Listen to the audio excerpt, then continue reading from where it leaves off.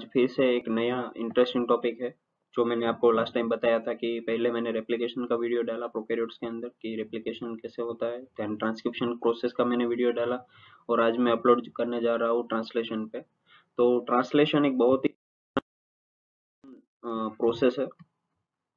So welcome to Bioline study tour again. So जैसे हमने आगे बात किया कि सेंट्रल डोगमा जो है मोलेकुलर बायोलॉजी का, उसके अंदर नॉर्मली जो प्रोसेस का फ्लो हो उसमें हमने देखा कि डीएनए में से डीएनए का कॉपी होता है तो डीएनए डुप्लीकेशन बोलते हैं, तो उसको सिमिलरली बोलते हैं डीएनए रेप्लिकेशन।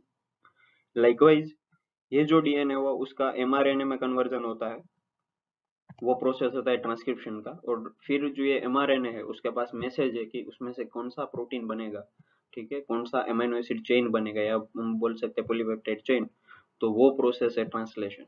ठीक है, तो ये प्रोसेस के बारे में आज हम डिटेल में बात करेंगे। तो आपके सामने आपने टाइटल तो देख ही लिया, translation in prokaryotes, which is a very important process that is helpful to synthesis protein, right? So हमारी बॉडी के मेजोरिटी जो भी प्रोटीन्स है वो इसी प्रोसेस से सिंथेसिस होती है, but right now I am going to discuss translation in prokaryotes, right? तो प्रोकैरियोट्स के बारे में हम बात करेंगे कि बैक्टीरिया के, स्पेशली बैक्टीरिया के अंदर किस तरह से ट्रांसलेशन होता है, किस तरह से प्रोटीन का सिंथेसिस होता है।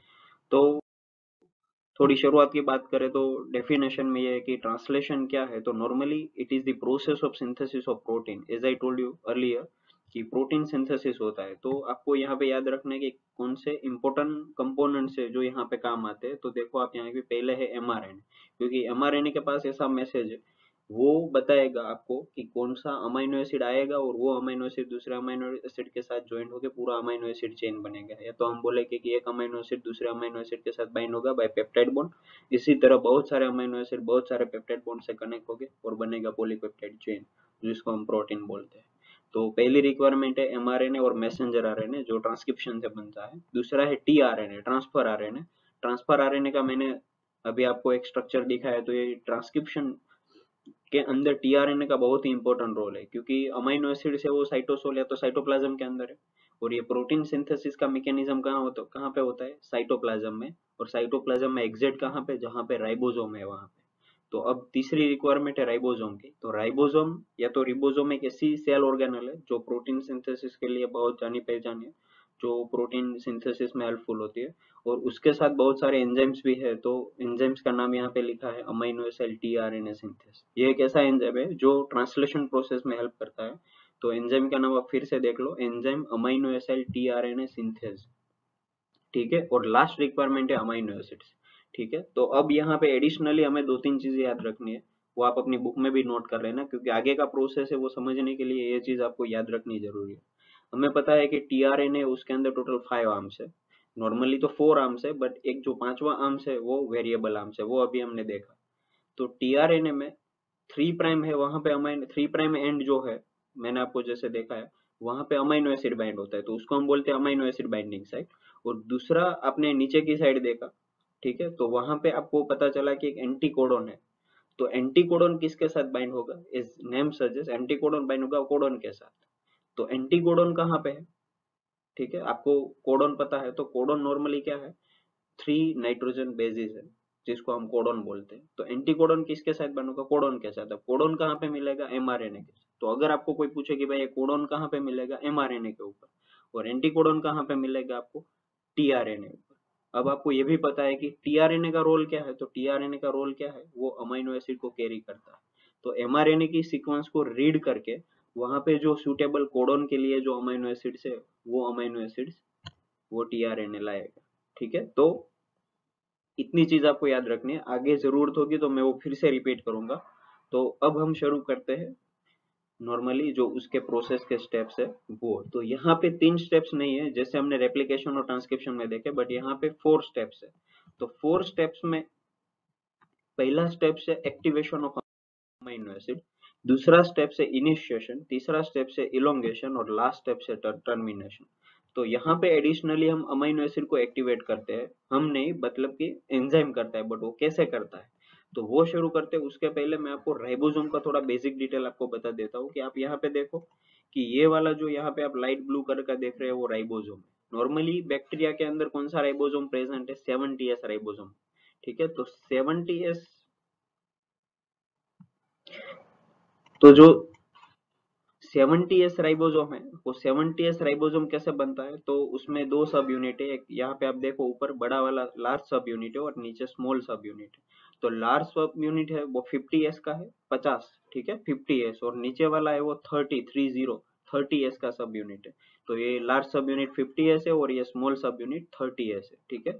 तो mRNA कहाँ पे बाइंड होता है, ये आप देखो, यहाँ पे mRNA है, तो mRNA कहाँ से आता है, न्यूक्लियस में आता है, न्यूक्लियस में से आता है, क्योंकि रेप्लिकेशन एंड ट्रांसक्रिप्शन ये दोनों प्रोसेस कहाँ पे होती है, न्यूक्लियस में होती है।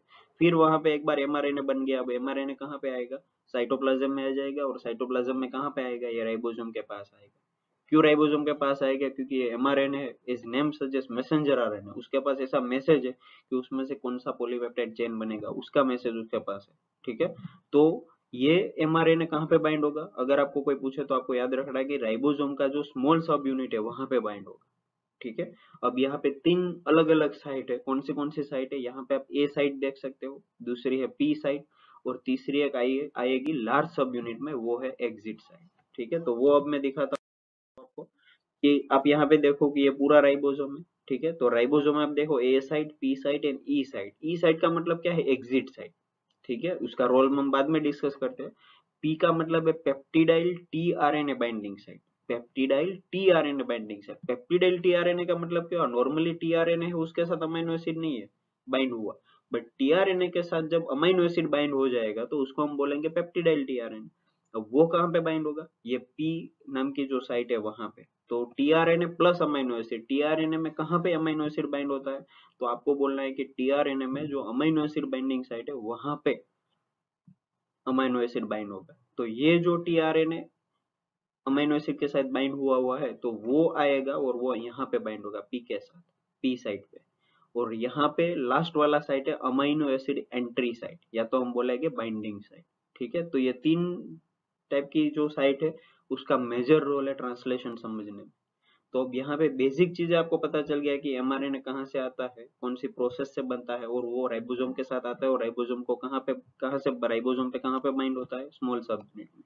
तो ये बेसिक कंपोनेंट्स आपको पता चल गए। अब हम उसके प्रोसेस में पहला स्टेप है वो डिस्कस करते हैं।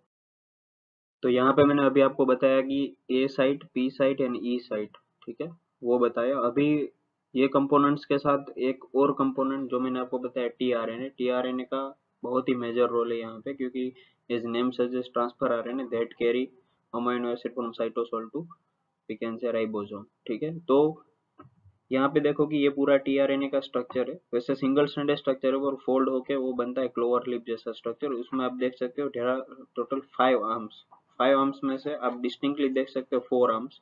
ये वाला एक्सेप्टर आर्म है, दूसरा है डी लूप, डी आर्म, तीसरा है आप यहाँ पे देख सकते हो एंटीकोडोन आर्म, एंटीकोडोन आर्म है। ये टीआरएनए के स्ट्रक्चर के अंदर क्या है, एंटीकोडोन। और कोडोन कहाँ पे होता है, ये एमआरएनए के अंदर। तो कोडोन के साथ बाइंड कौन होता है, एंटीकोडोन। तो अगर आपको कोई पूछे कि कोडोन के साथ कौन बाइंड होगा, तो टीआरएनए स्ट्रक्चर के अंदर जो एंटीकोडोन आर्म है उसके अंदर एंटीकोडोन प्रेजेंट है, वो कोडोन के साथ बाइंड होगा। दूसरा एक वेरिएबल आर्म है, वेरिएबल लूप भी हम बोल सकते हैं, और एक आर्म है टी साई सी लूप। तो ये टीआरएनए के स्ट्रक्चर के दो चीज आपको मेनली याद रखनी है कि अमीनो एसिड कहाँ पे बाइंड होता है, ये 3' एंड है, जो एक्सेप्टर आर्म है, ये पूरा एक्सेप्टर आर्म है, ये स्टेम जैसा स्ट्रक्चर उसको बोलते हैं एक्सेप्टर स्टेम। और यहाँ पे आप देखो कि एलेनिन नाम का अमीनो एसिड है वो यहाँ पे बाइंड हुआ है 3' के साथ, ठीक है। तो एक ये चीज आपको याद रखनी है, यहाँ पे अमीनो एसिड बाइंड होता है। तो जब भी ट्रांसफर आरएनए साइटोप्लाज्म के अंदर जाता है अमीनो एसिड कैरी करने के लिए, तो अमीनो एसिड यहाँ पे बाइंड होता है, but after activation of amino acid. और दूसरा एक चीज आपको यहाँ पे याद रखना है कि कोडोन होता है एमआरएनए के अंदर, और एमआरएनए बाइंड होता है राइबोसोम के स्मॉल सब यूनिट के साथ। और ये कोडोन के साथ कौन बाइंड होगा, ये हम बोल सकते हैं कि टीआरएनए। तो टीआरएनए जब कैरी करके आएगा तो कहाँ पे बाइंड होगा, पी साइट में, ठीक है। और वो कौन किसके साथ बाइंड होगा, तो ये हम बोल सकते हैं कि कोडोन के साथ, ठीक है। सो जब ये साइट में जाता है रिकॉग्नाइज करने के लिए, तब भी ये बाइंडिंग होता है कोडोन और एंटी कोडोन का। तो हम वहां पे भी ये रोल सेम देख सकते हैं, ये टीआरएनए का।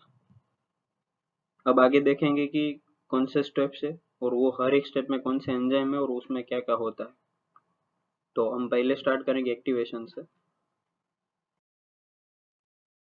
तो अभी मैंने जैसे आपको समझाएगा, अब यहाँ पे आप ये स्ट्रक्चर देखोगे तो फिर से यही स्ट्रक्चर जो मैंने आपको आगे एक्सप्लेन किया, तो आप फिर से देख लो कि ये ई साइट है, एग्जिट साइट जो लार्जर सब यूनिट में लोकेटेड है, और बाकी की जो दो साइट है वो ए एंड पी साइट, ठीक है। तो अमीनो एसिड बाइंडिंग साइट, या तो सिंपली हम उसको बाइंडिंग साइट बोलेंगे, और पेप्टिडाइल टीआरएनए बाइंडिंग साइट, ठीक है, वो है पी साइट। तो अब बार बार मैं पी और ए का फुल फॉर्म नहीं बोलूंगा, मैं फिर से रिपीट कर देता हूँ। A that is amino acid binding site, या तो उसको सिंपल हम बाइंडिंग साइट बोलेंगे, और पी है उसको हम बोलेंगे पेप्टिडाइल टीआरएनए बाइंडिंग साइट, ठीक है। और ये दोनों ए एंड पी, ये दोनों जो है वो कहाँ पे, स्मॉल सब यूनिट में, और ये ई वाला है वो है लार्जर सब यूनिट में लोकेटेड, ठीक है। तो ये एक हम बोल सकते हैं कि एक सिंपल स्ट्रक्चर है जिसको हम समझ सकते हैं। और यहाँ पे ये स्मॉल सब यूनिट है, आप देखो यहाँ पे लेबल किया हुआ है, वहां पे एमआरएनए बाइंड होता है, ठीक है। और ट्रांसलेशन प्रोसेस कौन सी डायरेक्शन में होता है, तो वो आपको याद रखना है 5 प्राइम टू 3 प्राइम डायरेक्शन, ठीक है। तो अब हम प्रोसेस को पूरी तरह से समझते हैं, और ये डायग्राम में फिर से आपको बताऊंगा कि कैसे हम समझ सकते हैं। तो अब यहाँ पे पहला स्टेप से activation of amino acid. Activation of amino acid, तो अमाइनो एसिड कैसे एक्टिवेट होता है, तो आप इमेजिन करो कि सेल है, सेल के साइटोप्लाज्म में अमाइनो एसिड्स है, बट वो अमाइनो एसिड्स को एक्टिवेट करना पड़ेगा। तो वो एक्टिवेट कौन करेगा, तो उसके लिए एक एंजाइम है यहाँ पे। वो ये स्ट्रक्चर अगर आप नहीं ड्रॉ करोगे, बट आप रिएक्शन फॉर्म में लिख सकते हो कि ये अमाइनो एसिड्स है। अमाइनो एसिड्स में कौन सा एक एंजाइम हेल्प होता है, अमाइनो एसाइल टीआरएनए सिंथेटेस। कौन सा, अमाइनो एसाइल टीआरएनए सिंथेटेस, ठीक है। तो ये अमाइनो एसिड का ये एंजाइम के साथ रिएक्शन हो गया, क्या होगा, तो एटीपी का यूटिलाइजेशन होगा। तो एटीपी का यूटिलाइजेशन होगा, तो हमें पता है कि एटीपी का फुल फॉर्म है एडेनोसिन ट्राइफॉस्फेट। तो ट्राइफॉस्फेट में दैट मींस तीन फॉस्फेट, तीन में से दो फॉस्फेट यूटिलाइज हो जाते हैं, ठीक है। तो अब रहेगा, तो एटीपी में से एक फॉस्फेट निकलेगा तो बनेगा एडीपी, फिर एक और निकलेगा तो बनेगा एएमपी। तो यहाँ पे एटीपी का यूटिलाइजेशन होके दो फॉस्फेट निकल गए, ठीक है। अब बचेगा एएमपी ओनली। तो ये अमाइनो एसिड, ये एंजाइम, और यहाँ पे बचा एएमपी, ये तीन चीज रही। फिर से अमाइनो एसिड, ये एंजाइम, और ये एएमपी, क्योंकि एटीपी का यूटिलाइजेशन होकर हमें मिलेगा एएमपी। तो amino acid, enzyme and AMP, ये तीन मिला के यहाँ पे आप देखो, ये एंजाइम हो गया, एएमपी हो गया, और ये ए हो गया अमाइनो एसिड। तो ये क्या फॉर्म हुआ, एक्टिवेटेड अमाइनो एसिड। तो सिंपल आपको पूछा कि पहला स्टेप्स क्या है, तो activation amino acid, activation of amino acid. Amino acid को एक्टिवेट कौन करेगा, तो वो एंजाइम है अमाइनो एसिड टीआरएनए सिंथेटेस। और सिंथेटेज एंजाइम, ये जो है अमाइनो एसिड टीआरएनए सिंथेट, वो अमाइनो एसिड को एक्टिवेट करेगा, तो एक्टिवेटेड अमाइनो एसिड होगा। वो क्या है एक्टिवेटेड अमाइनो एसिड, कि अमाइनो एसिड के साथ एएमपी भी बाइंड है और एंजाइम भी बाइंड है। तो ये पूरा जो कॉम्प्लेक्स बना उसको हम क्या बोलेंगे, amino acyl AMP enzyme complex, ठीक है। तो यहाँ पे एंजाइम आ गया, एएमपी आ गया, और अमाइनो एसिड आ गया। ये तो ये पूरा कॉम्प्लेक्स तीनों का मिला के हो गया। अब ये कॉम्प्लेक्स टीआरएनए के साथ बाइंड होगा। तो जब टीआरएनए के साथ बाइंड होगा, तो टीआरएनए के साथ सिर्फ अमाइनो एसिड बाइंडिंग साइट पे क्या बाइंड होगा, अमाइनो एसिड। अब देखो यहाँ पे कि टीआरएनए के साथ ये वाला जो एंजाइम है, मैं आपको दिखाता हूँ कि ये वाला जो पूरा एंजाइम है, ये एंजाइम किसके साथ बाइंड होता है, टीआरएनए के साथ। अब ये एंजाइम जब टीआरएनए के साथ बाइंड होगा, तो ये तीन जो चीज है, अब देखो यहाँ पे, ये पहली, ये दूसरी, और ये तीसरी, इसमें से सिर्फ अमाइनो एसिड है वो टीआरएनए के साथ बाइंड रहेगा। बाकी की जो दो चीज है यहाँ पे आप देखो, एएमपीएन एंजाइम, वो यहाँ पे क्या होगा, रिलीज हो जाएगा, ठीक है। तो अब यहाँ पे आपको क्या मिला, अमाइनो एसाइल टीआरएनए। क्या मिला आपको, अमाइनो एसाइल टीआरएनए, ठीक है। तो ये amino acyl tRNA, that means tRNA हर एक अमाइनो एसिड को इसी तरह से बाइंड करेगा, क्योंकि साइटोप्लाज्म में बहुत सारे अमाइनो एसिड है, वो रैंडमली नहीं आएगा, टीआरएनए जाएगा और उसको इस प्रोसेस से उसके साथ बाइंड करेगा। तो अब हो गया टीआरएनए प्लस अमाइनो एसिड। ये तो क्या हुआ कि आपका हाथ है और आप चॉकलेट लेने जाते हो, बट आपको वहां पे जानी पड़ेगी चॉकलेट पकड़ने के लिए। Like this is how we can say कि how by this process amino acid become activated and bind with tRNA. तो ये हुआ एक्टिवेशन ऑफ अमाइनो एसिड। तो यहाँ पे सिंपल स्टेप्स क्या है, उसमें पहला है activation of amino acid takes place in cytosol, that is cytoplasm. वो कहाँ पे होता है, साइटोप्लाज्म में होता है। दूसरा है activation of amino acid is catalyse bye there amino acid tRNA synthesis. अभी मैंने जो आपको बताया कि वो कहाँ पे होता है, साइटोप्लाज्म में। दूसरा कौन से एंजाइम से होता है, अमाइनो एसिड टीआरएनए सिंथेसिस से। और हम बोल सकते हैं कि जो 20 अमाइनो एसिड्स है उसमें एलिफेटिक अमाइनो एसिड है, एरोमेटिक अमाइनो एसिड्स है, ठीक है, और बहुत सारे के अलग अलग एसिडिक बेसिक अमाइनो एसिड्स है, ठीक है। तो वो सब अमाइनो एसिड्स है, that means 20 amino acids are activated and bound to tRNA में कहाँ पे बाइंड होता है, तो हमें पता है कि टीआरएनए का क्लोवर लीफ जैसा स्ट्रक्चर है, मैंने अभी आपको बताया। उसमें एक अमाइनो एसिड बाइंडिंग साइट है और वहां पे 3 प्राइम एंड पे ये बाइंड होता है, ठीक है। तो और दूसरा उसके साथ क्या चाहिए बाइंडिंग होने के लिए, एटीपी भी चाहिए और Mg+2 फैक्टर भी चाहिए, ठीक है। तो this is how amino acid, और मैंने अभी आपको रिएक्शन भी बताया कि वो तरीके से अमाइनो एसिड बाइंड होता है टीआरएनए के साथ। अब उसके साथ हम बात करें कि एन फॉर्मेलेटेड मिथ्योनाइन। अब आप याद रखो कि कोई भी ट्रांसलेशन प्रोसेस हो, ट्रांसलेशन प्रोसेस का मतलब क्या है, ट्रांसलेशन प्रोसेस का सिंपल मतलब है कि protein banana, protein in the sense कि अमीनो एसिड की चेन फॉर्म होती है। अब अमीनो एसिड की चेन कैसे फॉर्म होती है, तो more than one amino acid connect with each other, तो बहुत सारे अमीनो एसिड्स एक दूसरे के साथ बाइंड हो गए। कौन से बॉन्ड से बाइंड हो गए, तो हमें पता है कि पेप्टाइड बॉन्ड, CONH बॉन्ड से। तो जब दो अमीनो एसिड एक दूसरे के साथ पेप्टाइड बॉन्ड से कनेक्ट हो गए तो वाटर दूर होगा, वाटर मॉलिक्यूल रिमूव होगा और बनेगा CONH bond, that is peptide bond. And this is how to amino acid connect with each other by single peptide bond. तो 3 अमीनो एसिड कनेक्ट हो गए 2 पेप्टाइड बॉन्ड से, this is a 50 amino acid bind हो गए 49 peptide bond से। So this is how this chain is known as polypeptide chain, ठीक है। तो आप याद रखो कि ट्रांसलेशन की शुरुआत हो और प्रोटीन बनने की शुरुआत हो तो सबसे पहला अमीनो एसिड कौन सा आता है, मिथियोनाइन, ठीक है। तो ये मिथियोनाइन आपको याद रखना है कि कौन सा अमीनो एसिड पहले आएगा, मिथियोनाइन।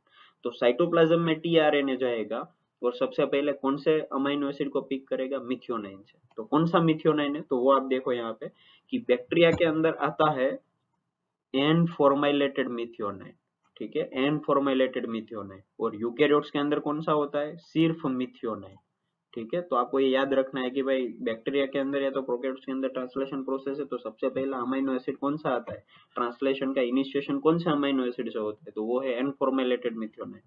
तो यूकेरियोट्स के अंदर कौन सा है, हमारे अंदर मिथियोनाइन। अब यहाँ पे देखो कि मिथियोनाइन को एक्टिवेट कौन करता है, तो अभी हमने देखा कि अमीनो एसिड को एक्टिवेट कौन करता है, अमीनो एसिड टीआरएनए सिंथेसिस। इसी तरह मिथियोनाइन को कौन एक्टिवेट, तो हर एक अमीनो एसिड को एक्टिवेट करने के लिए पर्टिकुलर एंजाइम है। तो भाई हमने आगे जनरल बात किया कि भाई अमीनो एसिड को एक्टिवेट कौन करता है, तो हमें बोला कि भाई अमीनो एसिड को एक्टिवेट करता है अमीनो एसिड टीआरएनए सिंथेसिस। तो यहाँ पे मिथियोनाइन नाम का अमीनो एसिड है, उसको कौन एक्टिवेट करता है, मिथियोनाइल टीआरएनए सिंथेसिस। सिर्फ आगे का नाम चेंज होता है, मिथियोनाइल टीआरएनए सिंथेसिस।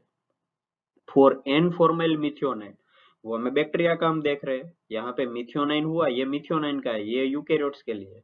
बट यहाँ पे हम बात कर रहे हैं बैक्टीरिया के लिए, तो एन फॉर्मल मिथियोनाइन जो है, ठीक है। तो two types of tRNA are use, tRNA met and tRNA F met. तो हमें पता है कि भाई आप इमेजिन करो कि एक सेल है, ठीक है, और वो सेल के अंदर अगर बैक्टीरिया का सेल है और मिथियोनाइन पड़ा है तो टीआरएनए जाएगा, बट कौन सा टीआरएनए जाएगा, तो टीआरएनए मेट जाएगा, टीआरएनए मिथियोनाइन, मिथियोनाइन का मेट है, या तो हम बोलेंगे tRNA F met, that is tRNA formal methionine जाएगा, ठीक है। तो this is how we can say कि पहला अमीनो एसिड कौन सा आएगा, मिथियोनाइन, बट उसको पिक कौन करेगा, टीआरएनए, बट कौन सा टीआरएनए, तो एन फॉर्मल मिथियोनाइन है तो उसके अंदर आएगा टीआरएनए एफ मेट, और मिथियोनाइन होगा तो आएगा टीआरएनए मेट।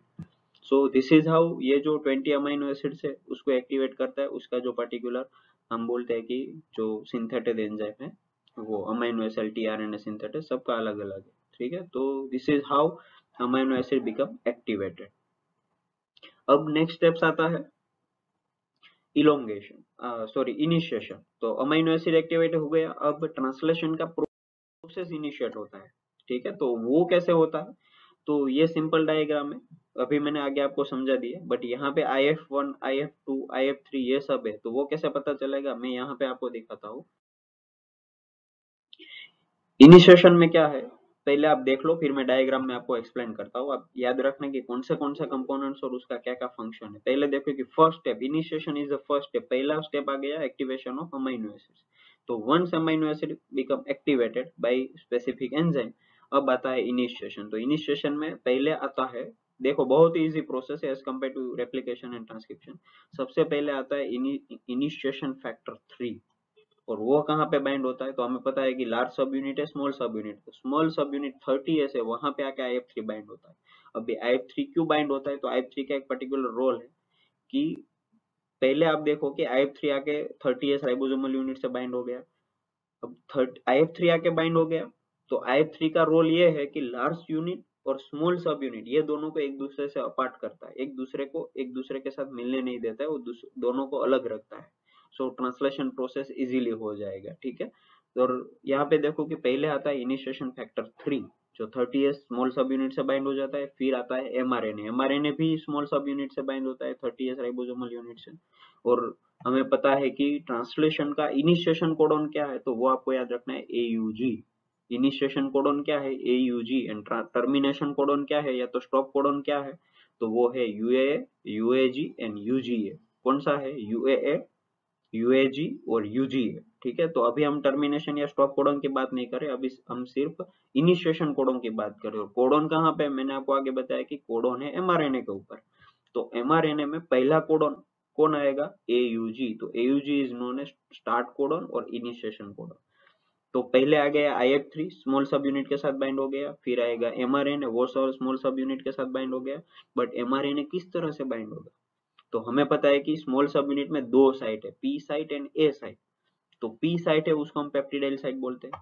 तो यहाँ पे देखो कि mRNA binds to 30S ribosomal subunit in such a way that AUG codon जो mRNA पे है वो कहाँ पे आएगा, P साइट पे। एंड जो AUG के बाद का जो कोडन है, AUG के बाद की जो 3 नाइट्रोजन बेस है वो कहाँ पे बाइंड होगी, A साइट के ऊपर।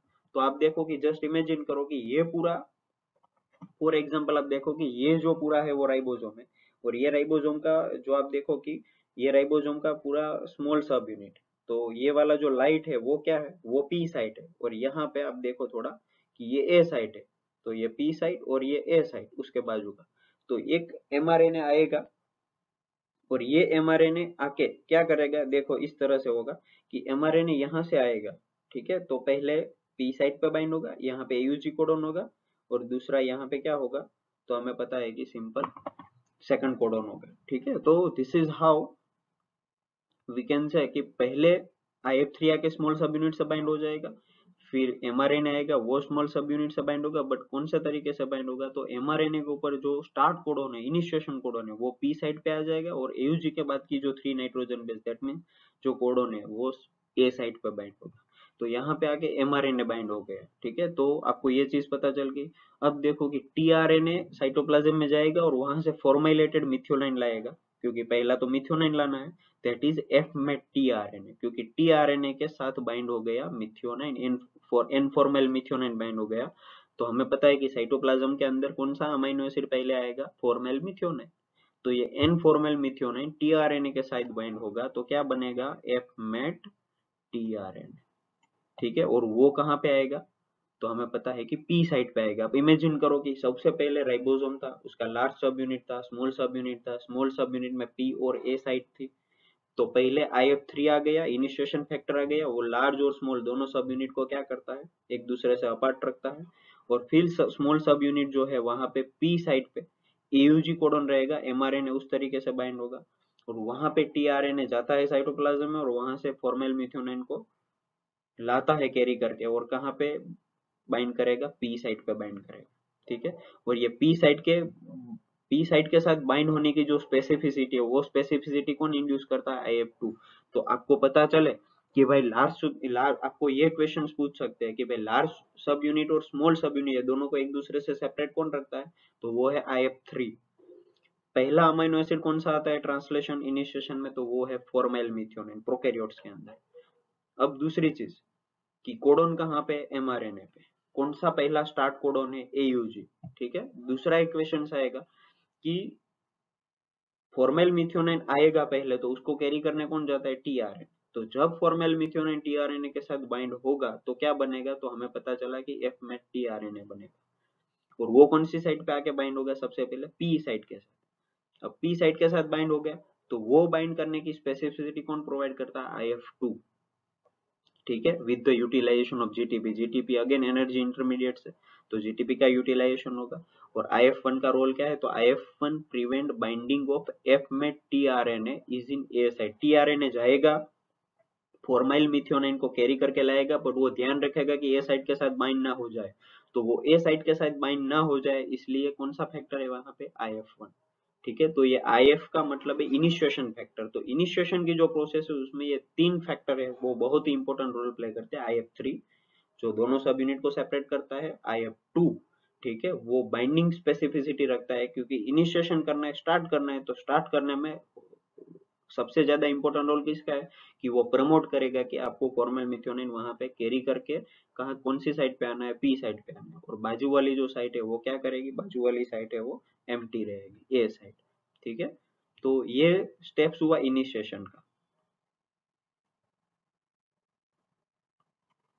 अब उसके साथ आप देखो साइन डालकर सीक्वेंस है एमआरएनए के ऊपर, ठीक है, that gives and that guide correct positioning of AUG codon at P site of 30S ribosome. तो हमें ये क्वेश्चन पता चला कि भाई एमआरएनए उसके एमआरएनए के पास कोडॉन है, वो कोडॉन में स्टार्ट कोडॉन है एयूजी, वो एयूजी कहाँ पे आना चाहिए, तो इस तरीके से एमआरएनए बाइंड होगा कि वो पी साइट पे बाइंड हो। बट वो गाइड कौन करता है, शाइन डालकर सीक्वेंस, जो मैंने अभी टीआरएनए का स्ट्रक्चर में पहली स्लाइड में आपको समझाता था, तब मैंने आपको समझा दिया।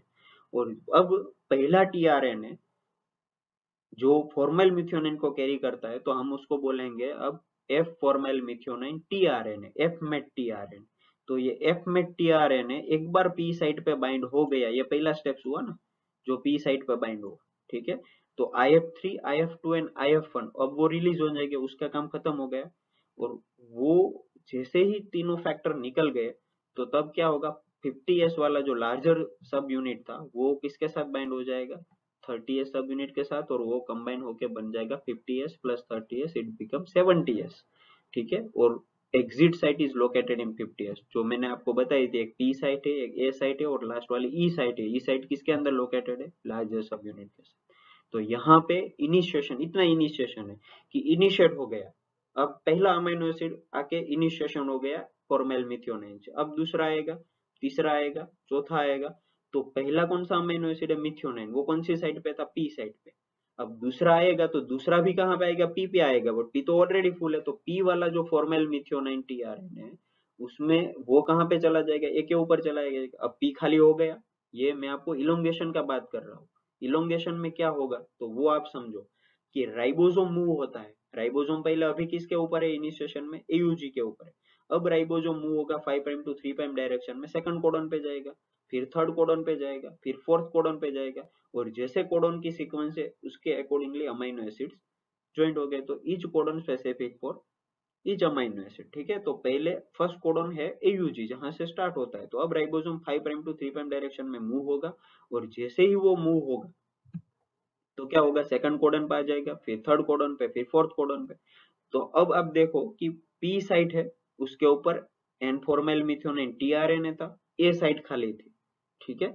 तो अब इलोंगेशन में क्या होता है कि राइबोसोम मूव होता है 5 to 3' डायरेक्शन में। अब ये जो एन फॉर्मल मिथ्योनाइन टीआरएनए पहला अमीनो एसिड जो पी पे था वो ए साइट पे आ जाएगा, पी साइट खाली हो गई, तो पी साइट पे सेकंड अमीनो एसिड आएगा, ठीक है। अब और एक कोडन मूव होगा, तो जैसे ही राइबोसोम थर्ड कोडन पे जाएगा, तो अब क्या होगा कि ए साइट के अंदर जो पहला अमीनो एसिड था वो बाहर निकल जाएगा, टीआरएनए रिलीज हो जाएगा, सिर्फ अमीनो एसिड रहेगा। अब सेकंड जो अमीनो एसिड था जो पी साइट पे था वो पी में से ए में आ जाएगा, और फिर पी साइट खाली हो जाएगा, तो वहां पे थर्ड टीआरएनए अमीनो एसिड आएगा। तो ए साइट में आएगा, ए साइट में, ए साइट को हम क्या बोलते हैं, अमीनो एसिड बाइंडिंग साइट। तो अब टीआरएनए को तो निकाल देना है, टीआरएनए का काम है सिर्फ ट्रांसफर करना है। तो ए साइट में आके अमीनो एसिड पहला आ गया मिथ्योनाइन, अब दूसरा आएगा, वो वहां पे बाइंड हो जाएगा पेप्टाइड बॉन्ड से, तीसरा आ जाएगा, चौथा आ जाएगा। तो इसी तरह पी में से एम मूव होता है, एम से बाहर आ जाता है, ठीक है, जो एग्जिट साइड बोलते हैं, एग्जिट साइड से एग्जिट होता है, ठीक है, ये अमीनो एसिड बाइंड हो गया। तो पूरा ऐसे अमीनो एसिड का चेन फॉर्म होता जाएगा जैसे वो ए साइड से बाहर निकलते। तो आपको एक फ्लो याद रखना है कि साइटोप्लाज्म में से अमीनो एसिड को कैरी कौन करेगा, टीआरएनए। अब टीआरएनए को, टीआरएनए अमीनो एसिड को कैरी करके कहां पे लाएगा, पी साइट पे, पी साइट में से जाएगा ए साइट में, ए साइट में से बाहर निकलेगा जैसे ही, तो टीआरएनए सेपरेट हो जाएगा और अमीनो एसिड वहां पे रहेगा। फिर दूसरा आएगा, पी साइट में आएगा, पी में से ए में जाएगा, ए में से वो फर्स्ट वाला अमीनो एसिड था उसके साथ कनेक्ट हो जाएगा। सो दिस इज हाउ ये प्रोसेस कंटिन्यूअस रहेगा इलोंगेशन में। कब तक चालू रहेगा, जब तक टर्मिनेशन कोडन या तो स्टॉप कोडन आएंगे तब तक। तो देखो यहाँ पे, तो अब आ गया नेक्स्ट स्टेप, वो है इलोंगेशन। अब इलोंगेशन में क्या होगा, तो जैसे मैंने आपको बताया कि यहाँ पे आप देखो कि सेकंड टीआरएनए आएगा, क्योंकि पहला जो टीआरएनए वो कौन सा है, तो वो हमें पता चला कि भाई पहला टीआरएनए गया और एन फॉर्मल मिथ्योनाइन को साइटोप्लाज्म में से कैरी करके कौन सी साइट पे लाया, पी साइट पे। यहाँ तक हमने इनिशिएशन में देखा। अब आप ब्लैंक हो जाओगे, मैंने आपको नहीं बताया। तो अब क्या होगा प्रोसेस में कि सेकंड टीआरएनए आएगा और सेकंड टीआरएनए, ये जो कोडोन, सेकंड कोडोन का जो सीक्वेंस है, वो कोडोन की कौन सी सीक्वेंस है, उसके अकॉर्डिंगली उसका जो अमीनो एसिड है वो साइटोप्लाज्म में जाएगा और उसको कैरी करके लाएगा। और क्या कहता है कि second tRNA carrying next amino acid come into A site and recognize the codon on mRNA, and this binding is facilitated by elongation factor thermo unstable and utilize GTP। तो ये प्रोसेस क्या है आपको पता चला कि पहला तो टीआरएनए मिथ्योनाइन को लेके आ गया, वो था इनिशिएशन कोडन, स्टार्ट कोडन। अब दूसरा सेकंड कोडन कौन सा है और वो कोडन के लिए कौन सा अमीनो एसिड चाहिए वो पहले रिकॉग्नाइज करना पड़ेगा। तो सबसे पहले टीआरएनए आएगा और ए साइट के साथ बाइंड होगा, ठीक है, और ए साइट के साथ बाइंड होकर सेकंड कोडन को रीड करेगा कि क्या है। ओके भाई, चलो तो भाई एलेनाइन लाना है, तो वो जाएगा और साइटोप्लाज्म में से लेके आएगा एलेनाइन को उसके साथ कैरी करके। तो वो क्या होगा, टीआरएनए प्लस एलेनाइन। अब वो आके कहाँ पे बाइंड होगा, पी साइट के साथ बाइंड होगा, ठीक है। तो अब आप देखो कि पी साइट में जो पहले फॉर्मल मिथ्योनाइन टीआरएनए पहला इनिशिएशन वाला था वो ए साइट में आ जाएगा, और दूसरा वाला जो टीआरएनए प्लस एलएनएन आता है वो कहाँ पे आ जाएगा, वो पी साइट पे आ जाएगा। तो this is how it moves. वो मूव्स वाला प्रोसेस हो मैं अभी आपको दिखाता हूँ। तो यहाँ पे EFTU का मतलब इलोंगेशन फैक्टर थर्मो अनस्टेबल, और फिर बाद में आप देखो कि after binding GTP is hydrolyse, GTP का यूटिलाइजेशन होता है, और EFTU जीडीपी इज रिलीज, ठीक है। तो वो है elongation factor thermo unstable गुआनोसाइन diphosphate is release. और फिर क्या होता है, ये EFTU जीडीपी रिलीज होता है and then enter into EFTS cycle, वो इलोंगेशन फैक्टर थर्मोस्टेबल। और फिर वो टीआरएनए जाता है और जो सेकंड कोडोन का सीक्वेंस था उसके अकॉर्डिंगली अमीनो एसिड वहां से कैरी करके कहां पे बाइंड करेगा, पी साइट के साथ। सो this is how elongation works. अब दूसरा स्टेप है पेप्टाइड बॉन्ड फॉर्मेशन। अब पेप्टाइड बॉन्ड कैसे फॉर्मेशन होता है, तो पेप्टाइड बॉन्ड फॉर्मेशन में आप देखो कि अब पहला अमीनो एसिड था वो ए साइट में आ गया और दूसरा अमीनो एसिड वो पी साइट में आ गया, ठीक है। तो अब क्या होगा कि amino acid present in tRNA of P site is F methionine, पहले एफ मिथ्योनाइन था, अब वो ट्रांसपोर्ट होगा ए साइट पे जो मैंने अभी आपको बताया, एंड फॉर्मिंग पेप्टाइड बॉन्ड। ये पेप्टाइड बॉन्ड दो अमीनो एसिड हो गए ना, पहला अमीनो एसिड पहले पी साइट पे था, अब पी साइट वाला ए में आ गया और दूसरा जो था वो पी साइट में आ गया। अब तीसरा आएगा तो ये दूसरा वाला ए साइट पे चला जाएगा, पहला वाला वहां से बाहर निकल जाएगा। तो this is how one amino acid bind with another amino acid by peptide bond. और ये पेप्टाइड बॉन्ड फॉर्मेशन का रोल कौन प्ले करता है, ये पेप्टिडाइल ट्रांसफरेज नाम का एंजाइम जो पेप्टाइड बॉन्ड बनाता है और दो अमीनो एसिड को एक दूसरे के साथ कनेक्ट करता है। So tRNA P site become uncharge, और वहां पे अनचार्ज होगा। और अभी ये जो नेक्स्ट स्टेप्स है, ये नेक्स्ट स्टेप्स में क्या होगा, अब टीआरएनए का कोई काम नहीं है, तो टीआरएनए का तो काम है सिर्फ ट्रांसफर करना। तो वहां से टीआरएनए क्या हो जाएगा, रिलीज हो जाएगा। आप देखो कि राइबोसोम का ट्रांसलोकेशन, तो अभी तक राइबोसोम मूव नहीं हुआ है। अभी राइबोसोम क्या क्या हुआ कि पहले मैं फिर से आपको रिपीट कर देता हूँ कि टीआरएनए जो फॉर्मल मिथ्योनाइन के साथ कनेक्ट था, इनिशिएशन जिसके साथ हुआ वो आएगा ए साइड पे, और दूसरा जो अमीनो एसिड है वो आएगा पी साइड पे। इतना हो गया, और दोनों अमीनो एसिड, एक अमीनो एसिड ए साइड पे है पहला वाला, और दूसरा अमीनो एसिड है पी साइड पे। ये दोनों एक दूसरे के साथ कनेक्ट हो गए पेप्टाइड बॉन्ड से, पेप्टिडाइल ट्रांसफरेज एंजाइम की मदद से। अब राइबोसोम ट्रांसलोकेट होता है, राइबोसोम मूव होता है, एमआरएनए मूव नहीं होता है, राइबोसोम मूव होता है। कौन सी डायरेक्शन में, तो आप देखो यहाँ पे लिखा है 5 prime to 3 prime direction on mRNA. क्यों ऐसा करना है, क्योंकि उसको कोडोन रीड करना है। थर्ड कोडोन रीड करेगा, फोर्थ कोडोन रीड करेगा, फिफ्थ कोडोन रीड करेगा, और वो मूव होगा अप टू टर्मिनेशन कोडोन, ठीक है। तो अब देखो यहाँ पे कि द अनचार्ज टीआरएनए एग्जिस्ट, तो जैसे ही आप देखो कि ये पूरा प्रोसेस चलता रहेगा, ठीक है, तो नया नया कोडोन आता जाएगा, और वो नया कोडोन रीड करके नया नया टीआरएनए, नए नए अमीनो एसिड को अपनी जगह पे पी साइड पे लाएगा, पी में से ए में जाएगा, ए में से टीआरएनए रिलीज हो जाएगा, और वो आगे वाले अमीनो एसिड था उसके साथ बाइंड हो जाएगा। तो this is how we can say this synthesis work। तो uncharge tRNA exit from ribosome and enter to cytosol, तो ये टीआरएनए फिर साइटोप्लाज्म में जाएगा और फिर वहां से फिर नए अमीनो एसिड लाने में हेल्प करेगा। तो राइबोसोमल ट्रांसलोकेशन रिक्वायर्ड, अब ट्रांसलोकेशन करना है तो एनर्जी चाहिए, तो वो कहाँ से मिलेगी? तो ये इलोंगेशन होता है, राइबोसोम एक्सटेंड होता है, ठीक है, एमआरएनए के ऊपर, तो वो हुआ ईएफजी जीटीपी। जीटीपी का यूटिलाइजेशन होता है, ट्रांसलोकेज एंजाइम होता है, ये ट्रांसलोकेज एंजाइम की मदद से और जीटीपी के यूटिलाइजेशन की मदद से ये राइबोसोम ट्रांसलोकेट हो सकता है, मूव हो सकता है 5' to 3' डायरेक्शन। अब देखो कि codon on A site is now recognized by other amino acid tRNA as in previous, और फिर नया टीआरएनए आएगा, ठीक है, फिर नया टीआरएनए नए अमीनो एसिड को लाके पी साइट पे रखेगा, ठीक है। तो दिस इज हाउ कोडोन कहाँ पे रीड होगा? ए साइट पे। वो कौन करेगा? टीआरएनए। रीड करने के बाद उसके लिए जो अमीनो एसिड चाहिए वो कहाँ पे लेने जाएगा? साइटोसोल में या तो साइटोप्लाज्म, और फिर वहां पे अब टीआरएनए अपने साथ बाइंड करके कहाँ पे रखेगा? पी साइड पे। पी में से फिर ए में जाएगा, ए में से फिर बाहर निकलेगा, तो जैसे ही ए से बाहर निकलेगा तो टीआरएनए रिलीज हो जाएगा और अमीनो एसिड, आगे वाले जो अमीनो एसिड है वो उसके साथ पेप्टाइड बॉन्ड से बाइंड हो जाएगा। तो दिस इज हाउ पूरा पॉलीपेप्टाइड चेन बनेगा। But the step is elongation. कौन इलोंगेट होता है? राइबोसोम। तो हम बोल सकते हैं कि राइबोसोम का ट्रांसलोकेशन होता है, या तो हम उसको बोलेंगे ribosomal translocation. So this is how elongation works, ठीक है। तो ये डायग्राम है, वो आप ये दोनों डायग्राम सिर्फ आप ड्रॉ करेंगे तो भी चलेगा, ठीक है। तो ये की फैक्टर्स है उसके, वो आपको याद रखने हैं ये प्रोसेस के अंदर। तो यहाँ इलोंगेशन की हमने बात की, यहाँ पे ईएफजी है, उसका रोल मैंने आपको बताया, ईएफटीयू का रोल बताया, ईएफटीएस थर्मो अनस्टेबल थर्मोस्टेबल दोनों का मैंने आपको रोल बताया, तो वो आप भी बना सकते हैं एग्जाम में। अब लास्ट स्टेप्स आता है टर्मिनेशन। तो टर्मिनेशन क्या होगा कि राइबोसोम ट्रांसलोकेट होता जाएगा, ट्रांसलोकेट होता जाएगा, राइबोसोम एमआरएनए पे मूव होता जाएगा, second codon, third codon, fourth codon read करता जाएगा, नए नए अमीनो एसिड लाता जाएगा टीआरएनए, और पी में से एम है और एम में से टीआरएनए फिर से रिलीज होगा और आगे वाले अमीनो एसिड है उसके साथ पेप्टाइड से बाइंड होता जाएगा। तो पूरा पॉलीपेप्टाइड चेन बनेगा, पूरे एमआरएनए को रीड करेगा।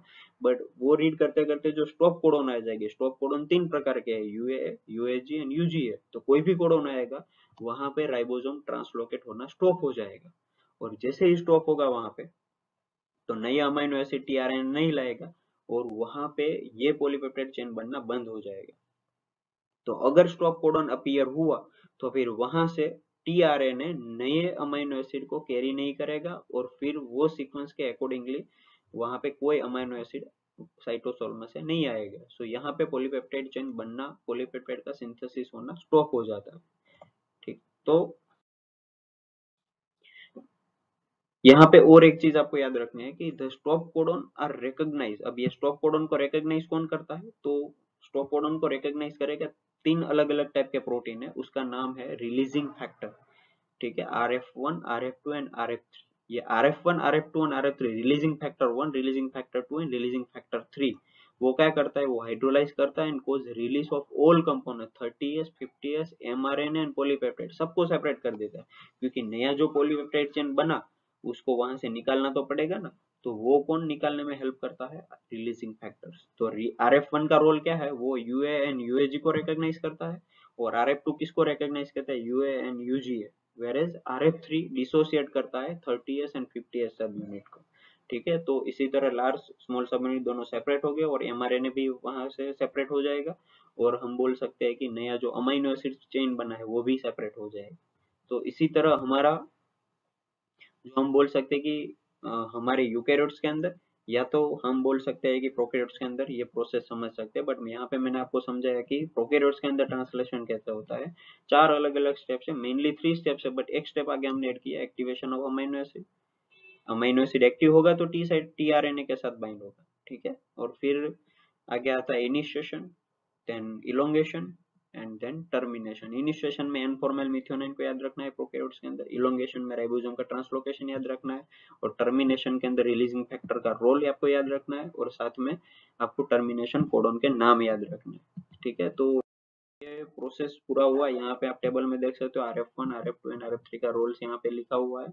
सो I think this is the enough information and this is the enough explanation for this termination process in prokaryotes for translation or for protein synthesis. I hope you enjoy this video. मैंने 3 important videos डाले, आपको बहुत ही काम आएंगे। So thank you very much. Maximum subscribe, share my channel with your friends and by your friends, by your colleagues, by your classmates, and give like this your continuous support to my channel. which is helped me to grow more on this platform. Thank you very much. You can contact me on